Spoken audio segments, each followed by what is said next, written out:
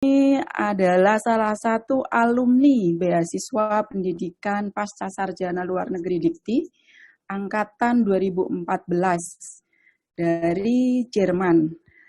Beliau adalah Bapak Dr. Phil Ridho Alhamdi MA. Beliau lulus S1 dari UIN Sunan Kalijaga, Yogyakarta, dan S2 dari UGM, dan S3-nya dari Department of Philosophy and Political Science, TU Dortmund University, Jerman. Saat ini beliau selain sebagai pengajar juga menjadi Direktur International Program of Government Affairs and Administration di Universitas Muhammadiyah Yogyakarta dan juga sebagai Ketua Paguyuban Diktiers yang terbentuk tahun lalu setelah adanya simposium alumni BPPLN.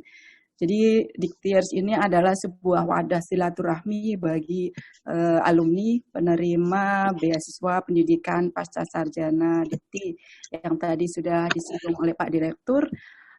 Alumni kami sudah lebih dari 3.000 orang doktor lulusan luar negeri.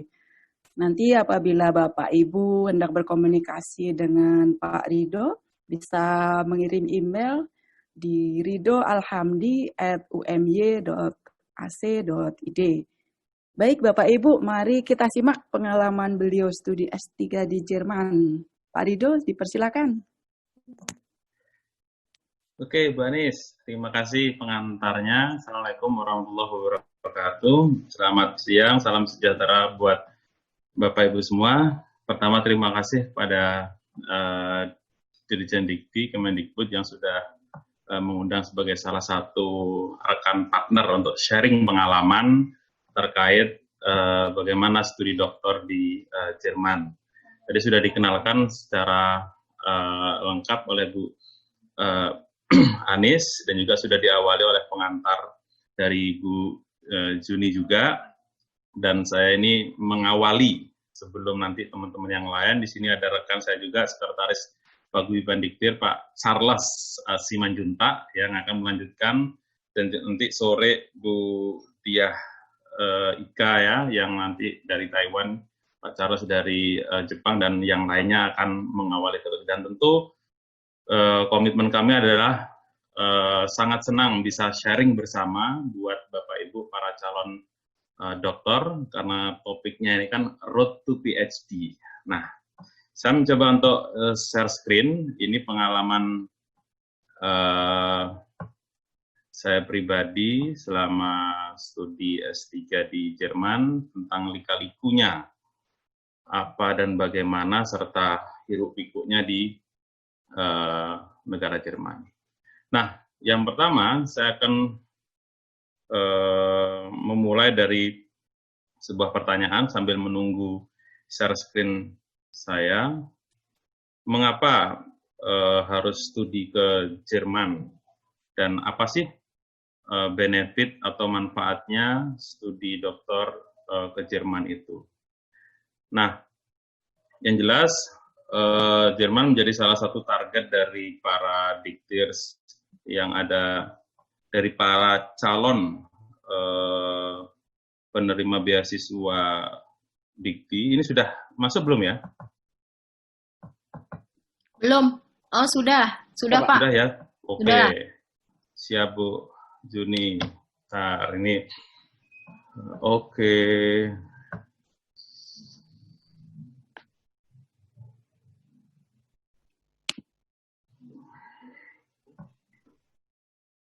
Sudah kelihatan full screen belum ya? Belum, Mas. Oke. Bentar. Ini laptopnya butuh. Sudah. Di lem biru. Oke, siap. Terima kasih. Udah nih Pak. Oke, itu lambangnya bendera Jerman ya. Hitam, merah, dan emas, bukan kuning. Itu yang saya juga dimarahin sama orang Jerman. Itu bukan kuning.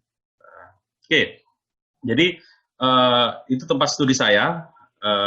Dortmund itu Jerman bagian barat, dia lebih dekat ke Amsterdam. Amsterdam itu 3,5 jam, sedangkan ke ibu kota Berlin itu sekitar 5 jam. Jadi kadang saya lebih sering ke daerah barat, Belanda, ke Belgia, ataupun ke Luxembourg dan yang lain sebagainya. Meskipun ya ke Berlin dan ke kota-kota yang lain itu juga pernah. Nah, perjalanan dari Indonesia ke Jerman tentu pasti melalui ibu kota, Jakarta, kemudian kalau nggak tergantung pesawat ya, bisa kalau Garuda langsung ke Amsterdam, tapi kalau Qatar, Emirates itu mampir di Doha atau di satunya Doha mana saya lupa. Atau kalau naik Turkish, turun di Istanbul, bisa gratis jalan-jalan keliling kota seharian kalau transitnya cukup lama. Nah, pertanyaan pertama, mengapa studi S3 di Jerman? Nah, alasan yang pertama, yang sangat simpel, ini foto saya di House of Angels, temannya Kalmak ya, di daerah kota yang namanya kota Wuppertal, di Northern Westfalen, Jerman bagian barat. Alasannya sederhana, saya kira nanti sama dengan beberapa hal yang lain, dengan beberapa teman yang lain.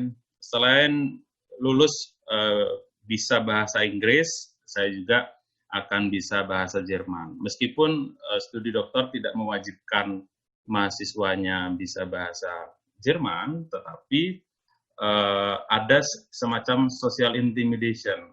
Jadi paksaan masyarakat yang kita harus menggunakan bahasa Jerman. Jadi saya dulu datang cuman modal privat sendiri, kemudian datang ke sana belum ada persiapan apa-apa. Ya 3 bulan pertama kebingungan harus ngomong bahasa Jerman dengan masyarakat lokal. Tapi alhamdulillah setelah ikut kursus gratis dari pihak kampus, kemudian akhirnya bisa lancar dan sampai selesai. Itu alasan yang pertama, sehingga setidaknya sampai sekarang masih bisa lah bahasa Jerman sederhananya. Itu yang pertama. Alasan yang kedua, ini yang paling penting ini, saya kira selain bisa kuliah, yang juga menarik itu bisa jalan-jalan. Karena profesor, kalau seandainya weekend ataupun akhir semester, itu selalu tanya ke saya, Rido, agendamu kemana? Akhir pekan, jalan-jalan kemana? Itu harus selalu ditanyakan. Nah, ini beberapa foto ya. Foto di Berlin, foto di Paris, Brussels, dan di Barcelona. Nah, itu yang paling kiri atas saya bandingkan di Kediri gitu ya. Sama-sama aktif triomnya kan beragam. Nah, itu sekedar alasan penyemangat. Jadi di tengah stres kuliah itu bisa keliling. Karena pemegang visa Schengen, 26 anggota Uni Eropa, itu kita gratis. Artinya bebas visa. Jadi setelah saya dapat visa resident permit, visa Schengen itu saya gratis. Ya sebenarnya nggak ditanya paspor, nggak ditanya visa. Jadi kalau seandainya saya sudah masuk salah satu negara di Uni Eropa, secara otomatis saya seperti kalau dari Jogja ke Klaten, ke Malang, tanpa harus ditanya visanya. Itu pengalaman pribadi. Nggak tahu kalau yang lain. Mungkin wajah saya tidak dicurigai sebagai pencuri atau apa ya. Ini juga pengalaman bertemu dengan beberapa teman diktirs ya, di Amsterdam, di Paris, di Brussels, di Belgia maksud saya, itu ketemu dengan beberapa teman diktirs yang lain. Dan alasan juga bagi diktirs yang cukup terima kasih adalah ada family allowance, sehingga saya bisa membawa keluarga untuk bisa sama-sama tinggal di negara tempat studi. Alasan yang ketiga, yang juga cukup benefit menurut saya sekolah di Jerman itu, setiap mahasiswa, baik S1, S2, S3, yang sudah registrasi atau daftar ulang per semester, kita mendapat apa yang disebut dengan semester tiket. Seperti yang di sebelah kanan saya ini adalah bukti semester tiket. Jadi kalau saya naik kereta, naik bus di satu negara bagian, yaitu negara NRW, Northern Westfalen, itu gratis dari pagi sampai malam, bahkan kita tidur di kereta pun bisa, kecuali diusir sama petugasnya ya.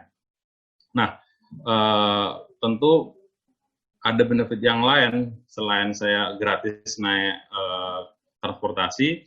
Kalau di atas jam 7 malam saya bisa membawa teman tanpa teman saya itu harus membayar. Dan di weekend, Sabtu Ahad, itu weekendnya, itu saya gratis membawa orang 1 harian jalan-jalan. Jadi kalau ada teman atau tamu dari Indonesia yang pas datang weekend, saya bisa bawa dia jalan-jalan di sekitar NRW. Salah satunya ya ada Aachen, itu punyanya kota Pak Habibie, dari Dortmund itu sekitar 2 jam, atau ke Leverkusen yang suka sepak bola ya, atau ya ke Dortmund sendiri yang suka sepak bola. Jadi bisa jalan-jalan. Jadi setiap weekend, Sabtu Ahad saya selalu mengajak keluarga untuk jalan-jalan. Di samping itu anak usia 6 tahun itu juga gratis, tidak membayar transportasi.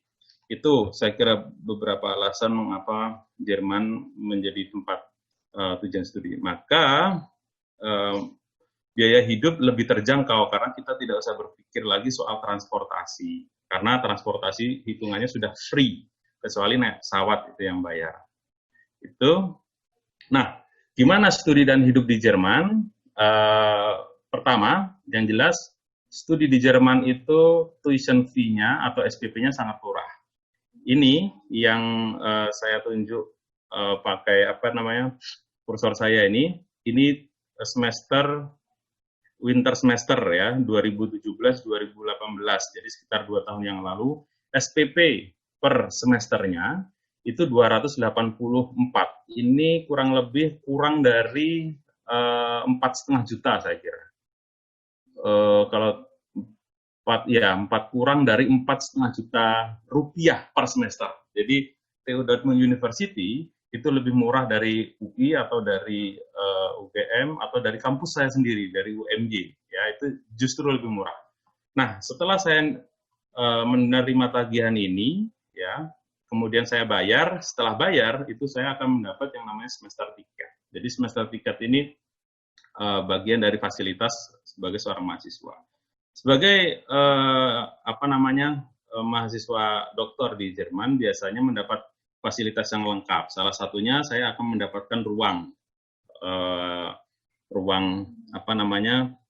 sebagai kalau di Jerman itu mahasiswa S3 itu disebut sebagai pekerja, makanya disebut sebagai dokter Arbeit atau dokter worker. Jadi bekerja sebagai seorang ilmuwan setara dengan dokter.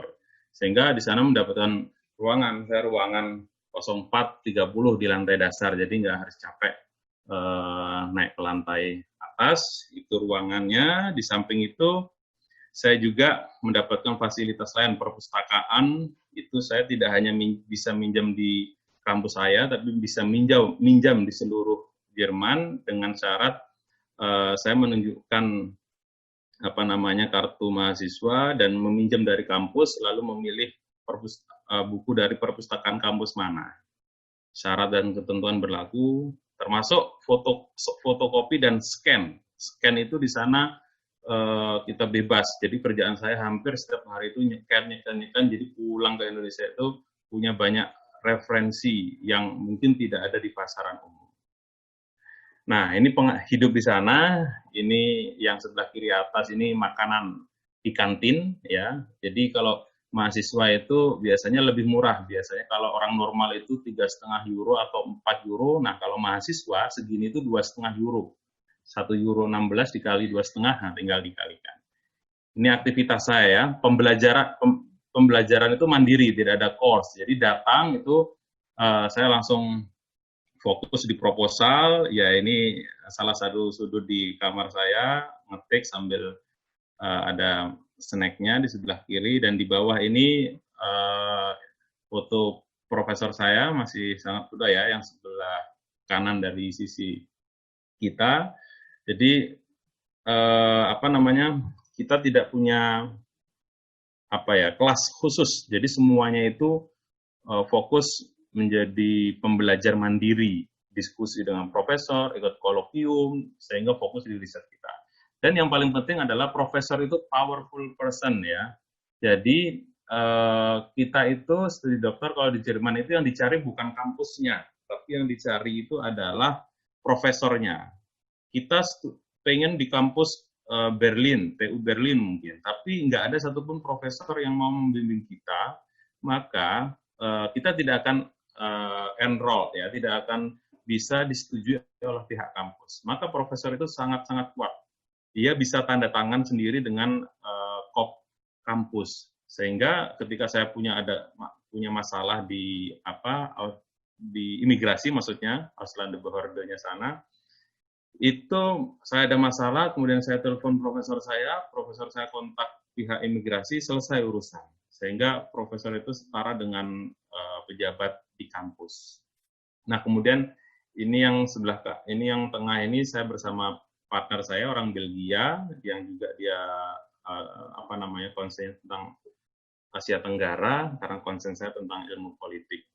Yang sebelah kanan ini adalah kereta gantung, di mana dari pintu utama jalan raya di bawahnya menuju ke kampus itu selalu menggunakan kereta gantung, sehingga seperti seluncuran kereta gantung dari satu gate ke gate berikutnya. Dan ini suasana di kampus. Berikutnya, ini suasana hidup ya. Dikti memberikan bulanan living allowance itu 1.000 euro.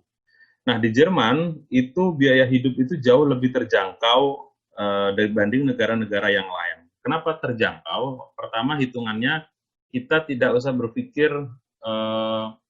soal transportasi. Dan sependek pengetahuan saya, konsep semester tiket di dunia ini hanya ada di Jerman. Artinya pelajar itu free, gratis senegara bagian untuk naik transportasi jenis apapun kecuali pesawat. Kalau pesawat kalau pesawat gratis mungkin aja banyak yang bisa pakai pesawat. Nah, sehingga hal itu membuat biaya hidup terjangkau. Maka kalau seandainya diktilap 1.000 euro itu sudah cukup, karena seandainya biaya hidup normal itu kita nggak usah macam-macam, 800 euro per bulan itu sudah cukup lah ya.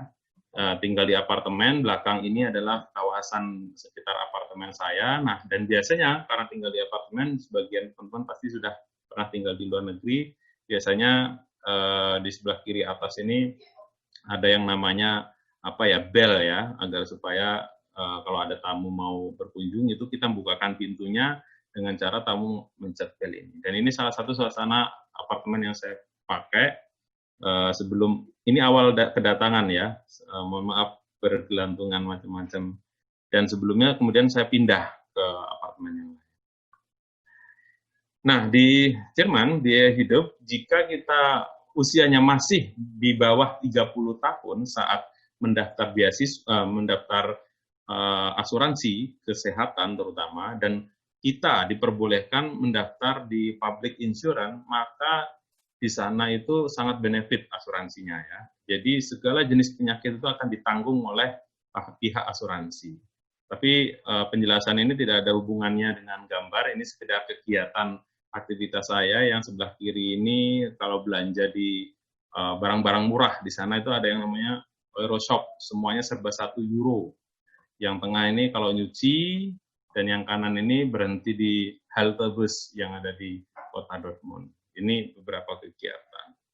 Nah, ini beberapa kegiatan aktivitas studi teman-teman yang kuliah doktor di kampus saya di Dortmund. Yang kiri biasanya sih nggak selalu akhir pekan ya, kadang sore, kadang malam. Ini dengan mahasiswa-mahasiswa yang lain, dari mahasiswa India, mahasiswa Pakistan, ada juga dari Kolombia, dari Cina, dan yang lain sebagainya. Ini yang mini golf ini kita mainan golf mini di ruangan dengan teman-teman yang lain. Ini yang atas, kanan atas ini ice skating ya. Saya baru pertama kali dan alhamdulillah ada yang ngajarin, dan alhamdulillah bisa juga main ice skating untuk yang pertama dan yang terakhir untuk selama studi, karena mau ngajak teman orang Indonesia itu nggak ada yang sempat bisa.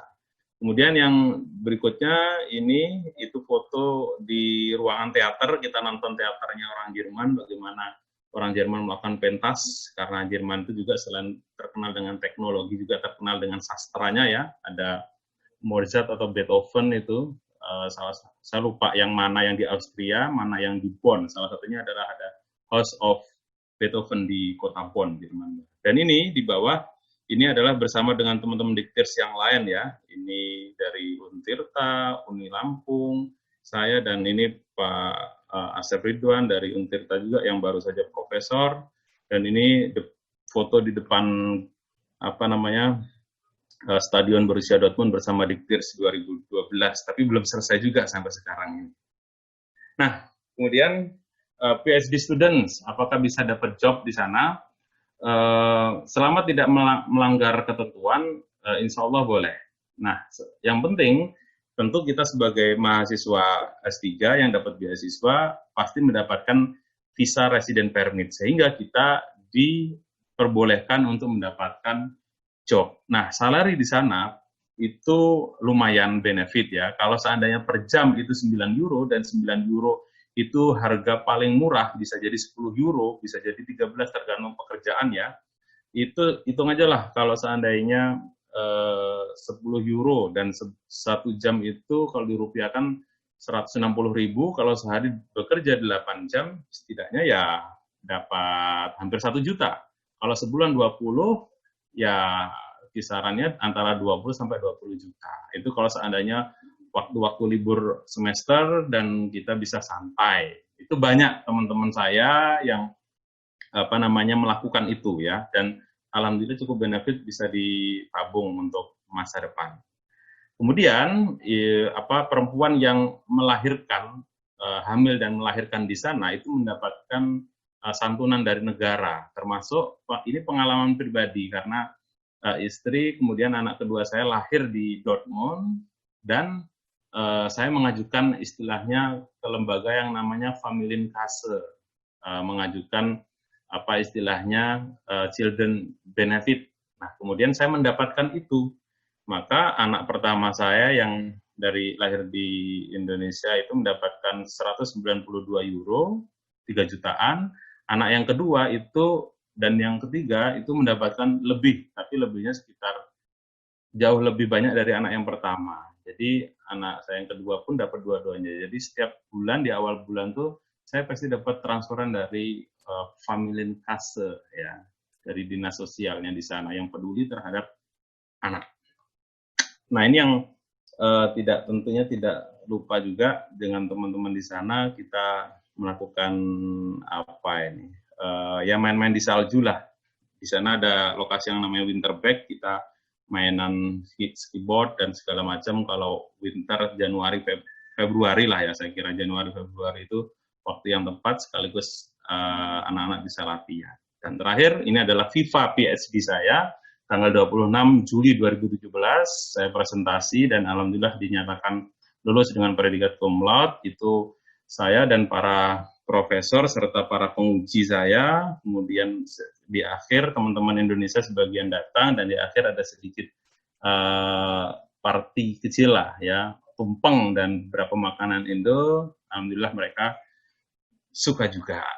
Nah, itulah pengalaman pribadi bagaimana lika-liku studi doktor di Jerman.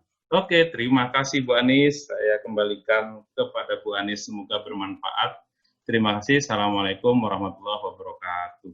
Saya akan membacakan beberapa pertanyaan yang masuk lewat chatroom kepada Pak Rido maupun Mbak Tirta. Sebentar. Yang pertama kepada Pak Rido.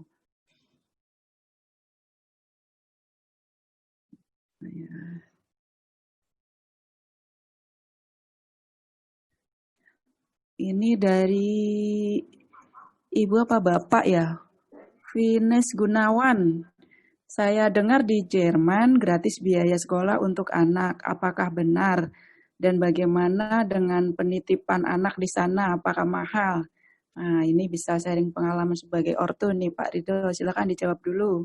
Oke, SPP memang pada prinsipnya di sana gratis memang. Makanya disebut bukan tuition fee, tapi social contribution. Tapi kalau saya sebut gratis, nanti takutnya gratis tis-tis. Sebenarnya kayak saya ya, 200 Bu Anis, 280 euro itu sebenarnya untuk tiket selama 1 semester itu kurang sebenarnya. Jadi bisalah disebut memang gratis. Tetapi sebenarnya tetap ada yang disebut social contribution.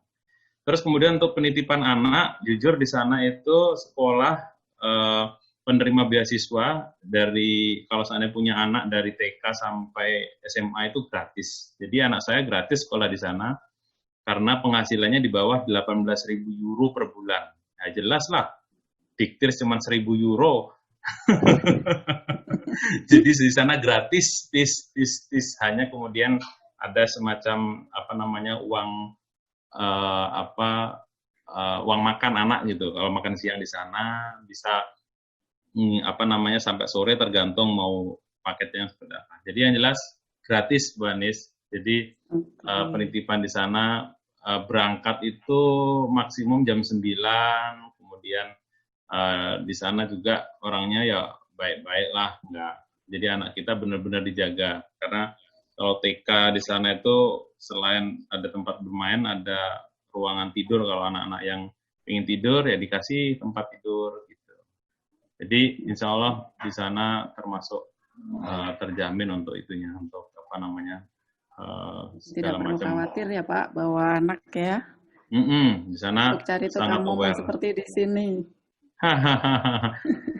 Dan yang penting memang di sana itu kita tidak by course ya. Jerman itu kan mazhabnya tidak by course, jadi langsung pembelajar individu. Ya, Pak, ya? Jadi kalau yang eksak dia langsung ke lab, nyusun proposal sama profesornya, melakukan eksperimen, gagal berulang. Tapi memang yang perlu kuat di Jerman itu karakter orang lokalnya. Yang di sana itu kan orangnya itu sombong-sombong, orangnya itu nggak mudah untuk percaya atau dekat. Jadi memang kita harus siap mental di sana. Jadi kalau kita nggak kuat, iya bisa stres juga di sana. Karena saya terlambat 5 menit ketemu sama teman, udah dikasih kultum gitu kan. Kamu ini bla bla bla bla, nggak pernah datang. Jadi harus komit ya Pak ya kalau janjian ya, jangan pakai jam karet kayak di sini ya. Wah, itu kita bisa babak belur kalau di sana. Saya benar-benar ngikuti agak stres juga kepala ini Bu Anis ya. Itulah kira-kira. Oke, baik. Kemudian ke pertanyaan berikutnya, bagaimana kiat memilih profesor yang powerful tadi Pak? Ini dari Ibu Niluh Putu dari Udayana. Iya, jadi saya kira Jerman termasuk salah satu yang memang profesor itu punya powerful. Artinya siapapun profesor itu ya. Jadi seandainya kita sudah dapat LOA, sebenarnya kita belum official enroll di kampus. Jadi tapi ya official enroll itu de jure ya, tapi secara de facto kita sudah enroll. Karena kalau seandainya kita datang ke kampus tapi kita belum dapat profesor, kampus sudah otomatis akan menolak. Ya. Kita daftar di admission itu menolak, nggak akan siapa profesormu gitu kan, belum ada, no, silahkan pulang cari profesor. Jadi yang yang paling inti itu bagaimana kita approach profesor kita. Dan untuk menemukan profesor Jerman itu juga sebenarnya ya nggak mudah-mudah juga gitu, tapi sebenarnya di situ yang kita ujian mental juga buat calon dokter itu di Jerman. Bagaimana kita membuat mereka juga interest dengan riset kita. Maka kita harus pelajari biografinya, risetnya, konsentrasinya. Jawabannya kalau ditolak itu sederhana. 1, saya full of student, atau that's not my interest, please find the other professor gitu kan. Itu jawaban-jawaban yang normal. Kalau ada profesor yang jawab begitu, ya itu artinya ditolak gitu saja gitu ya. Karena banyak orang yang berminat mungkin ya Pak, nggak berminat dengan topik riset yang kita ajukan mungkin ya. Kalau topik kita kuat, sangat menarik, mungkin dia akan ngasih slot untuk membimbing gitu ya. Betul. Jadi ujian S3 itu tidak hanya akademik, non akademik itu sudah dilakukan sejak kita mencari profesor. Saya sampai berdoa ya Allah kalau memang ini saya tidak bisa kuliah ke luar negeri, ke Jerman, ya sudahlah saya di Indonesia aja. Saya sudah istilahnya tawakal begitu, Bu Anies. Tiba-tiba ada profesor yang balas, halo Ridho, bla bla bla bla, saya akan bersedia jadi supervisor Anda. Wah, saya tuh udah kayak langit Nah, itu bergetar gitu awalnya ya. Bapak mendapatkan profesor itu gimana, Pak? Apakah Bapak mencari mungkin dari Scopus atau apa yang kira-kira topik risetnya itu sejalan Serupa. dengan minat Bapak ya? Jadi ceritanya itu kalau saya seperti snowball ya. Jadi profesor yang menolak saya itu merekomendasikan nama A. Jadi mungkin 20-an profesor sudah menolak saya. 20-an lebih lah itu. Menolak saya dengan alasan itu tadi. Nah, kemudian Profesor Rulan itu merekomendasikan nama profesor saya sekarang itu gitu kan. Nah, kemudian saya coba approach dengan pendekatan kayaknya profesor yang kemudian jadi supervisor saya itu sudah harapan terakhir lah. Udahlah, saya di Indonesia lah, memang saya itu bodoh gitu, kira-kira gitu, Mbak Anies. Sudah di detik-detik mungkin saya itu artinya saya sudah berusaha 3 bulan itu udah kerjaannya mau nyari pendekar pencak silat gitu, mau belajar ke siapa kira-kira itu. Saya mencari guru gitu. Sudahlah, memang saya tidak diterima di mana-mana, memang saya itu bodoh gitu ya. Sudahlah, ya Allah, saya bilang kalau memang saya rezekinya ya kasihlah ilham satu profesor di Jerman yang mau menerima saya. Tiba-tiba seperti itu, kaget melihat email dan ternyata profesor saya yang menerima saya ini mau, dan saya mencarinya memang melalui website ya, melalui spesifiknya apa sebelum saya email, konsentrasinya apa, dan tentu memang sesuai dengan bidang kita. Baru kemudian ketika dia ada di Indonesia, yang kebetulan juga dia ada proyek dengan orang Indonesia, dengan dosen Universitas Parahyangan, kemudian minta ketemu saya, dan saya sambangi ke Unpar ke Bandung itu, dan ketemuan interview dan segala macam, baru approve. Itu maksudnya dia balas email tuh memang belum tentu approve gitu kan, baru istilahnya ya oke lah, boleh, tapi ada syarat begini-begini yang harus kamu penuhi. Kira-kira gitu, Bu Anies. Oke, jadi kalau di Jerman itu mungkin berbeda dengan di Aussie yang ke graduate office dulu untuk nyari loa. Kalau di Jerman justru kita nyari profesor dulu gitu ya, Pak ya. Betul. Kalau sudah dapat persetujuan dari profesor, baru ngurus aplikasinya secara resmi ke universitas untuk loa resmi universitas gitu ya, Pak. Betul. Jadi kalau profesor tuh de facto of enroll, kemudian ke International Office Campus itu resminya aja. Kalau seandainya mereka nolak, profesor akan marah itu ke International Office. Ya, jadi otomatis. Surat dari profesor itu surat sakti ya Pak untuk dapat kira-kira loa ya di Jerman ya. Betul, kira-kira gitu Bu Anies. Oke, nah satu lagi nih Pak, karena tadi itu profesor itu sangat menentukan. Terus ketika kita PDKT dengan supervisor, ini sekaligus menjawab beberapa pertanyaan yang ada di chatroom, saya rangkum saja. Bagaimana cara PDKT-nya? Apakah cukup dengan CV dan kemudian mungkin menyampaikan minat riset secara singkat, atau sebaiknya melampirkan dokumen proposal risetnya juga secara lengkap? Gitu, ya, Pak. Memang kalau yang pertama lebih mudah itu biasanya beberapa kampus sudah ada kerjasama dengan kampus di sana. Itu lebih mudah. Tapi mungkin sama kayak saya, bingung mau mencarinya seperti apa. Pertama pelajari profil dia. Biasanya kalau profesor saya itu di websitenya itu sudah ada, jika ingin menjadi mahasiswa bimbingan saya, syaratnya ini. Maka penuhi aja syarat-syarat itu. Maka yang pertama, saya pelajari konsentrasi keilmuannya apa, dan saya memang tertarik di situ. Dan yang penting, Jerman ini kan memang orangnya sombong, jadi kita jangan lebay juga memuji-muji, ya dia tahulah, dia juga nggak pintar-pintar amat, tapi kok kita malah memujinya berlebihan. Dan bagaimana bisa meyakinkan tanpa terlalu menggambarkan diri kita dengan cara meyakinkan, tapi tidak berlebihan.